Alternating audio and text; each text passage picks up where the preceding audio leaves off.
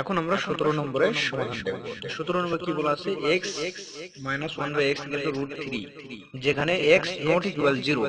তো x not equal 0 কেন বলছে, কারণ দেখো এখানে যদি 0 হয়ে যায় তার মানে 1 by 0, 1 by 0 বলতে কি বোঝায়, ইনফিনিটি।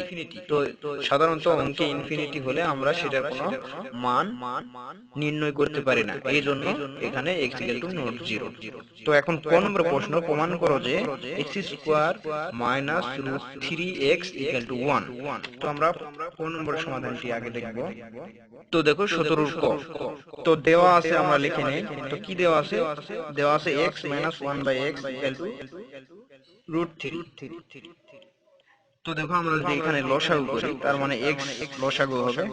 তো x লসাগু হলে x এর সাথে x গুণ হলে কত হবে, x স্কয়ার, আর এখানে 1 ইকুয়াল টু রুট 3।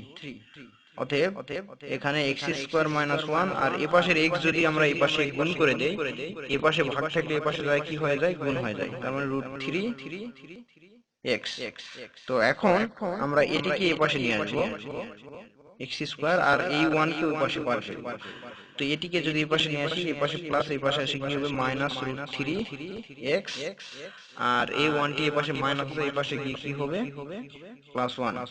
অতএব দেখানো হলো যে কোন নম্বর কি বলছিল,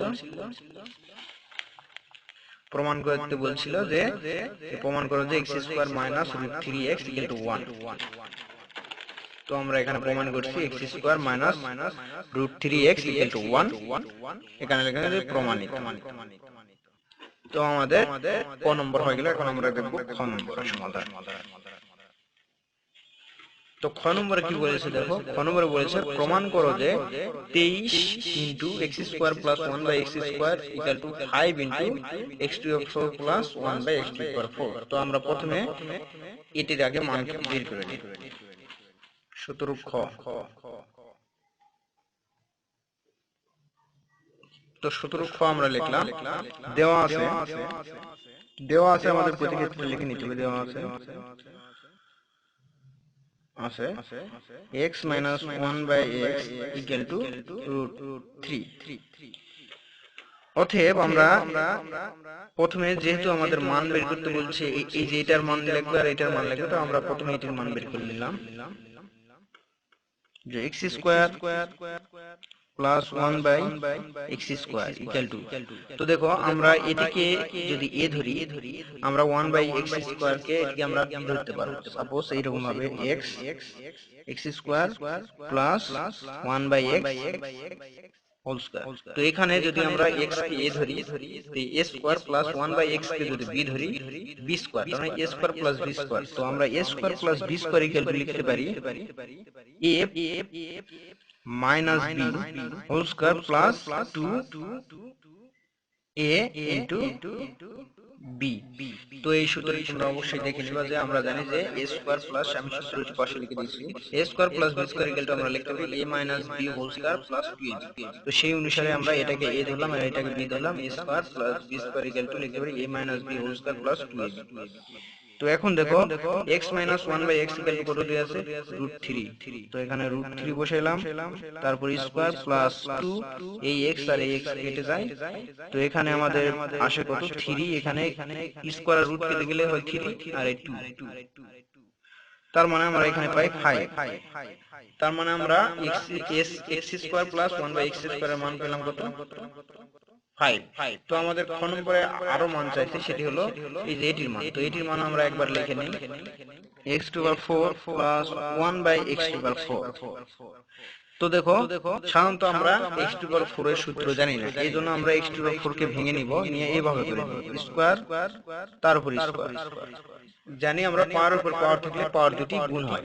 তো দেখো এই স্কয়ারের সাথে এই স্কয়ার গুণ হলে 2 দুগুণে 4, তার মানে এটি আবার পাওয়া যায়। ঠিক একই ভাবে এখানে আমরা এইভাবে করে নিতে পারি স্কয়ার তার উপর আবার স্কয়ার। তো আবার যদি আমরা এই স্কয়ার দেই, এটি পাবো। আশা করি বুঝতে পারছো। তার মানে 4 কে আমরা এভাবে ভেঙে নিতে পারি।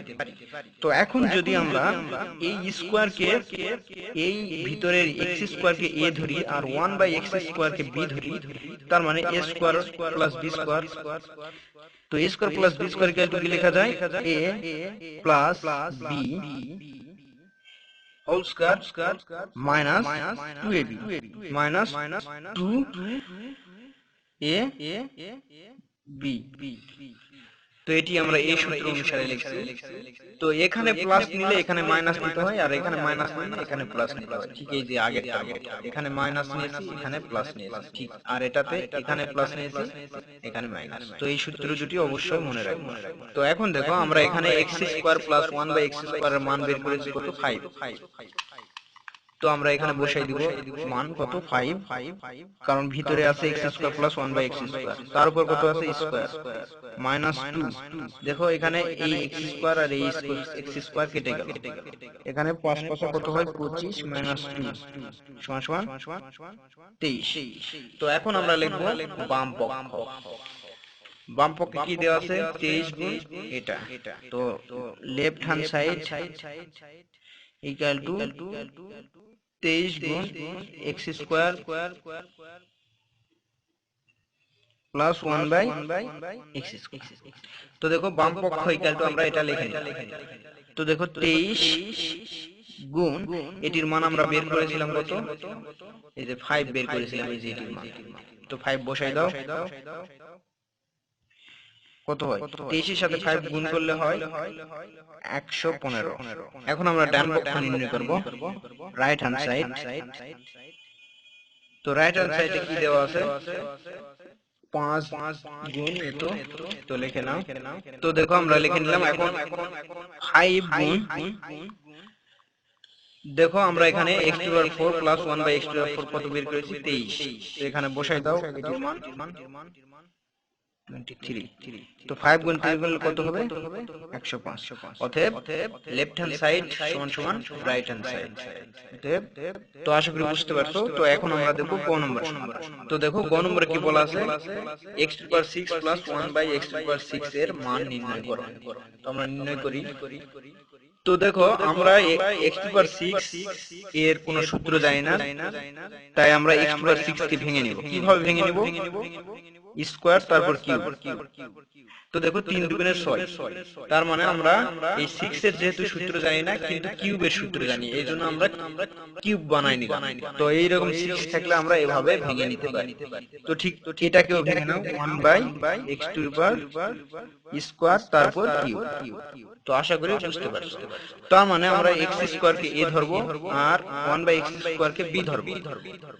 a cube plus b cube. তো এর আগে আমরা a কিউব প্লাস b কিউবের মান নির্ণয়ের সূত্র কিন্তু আমরা দেখেছি। a cube plus b cube আমরা লিখতে পারি a প্লাস b। এখানে যেহেতু আমি x স্কয়ার কে a আর 1/x স্কয়ার কে b ধরেছি, এইজন্য a plus b whole cube minus 3ab a b into a plus b। এই সূত্র কিন্তু আমরা আগের অঙ্কগুলোতেও দেখেছি। তো এখন দেখো এটির মান আমরা খ নম্বরে কত বের করেছিলাম 5 বের করেছিলাম। তো 5 বসাই দাও।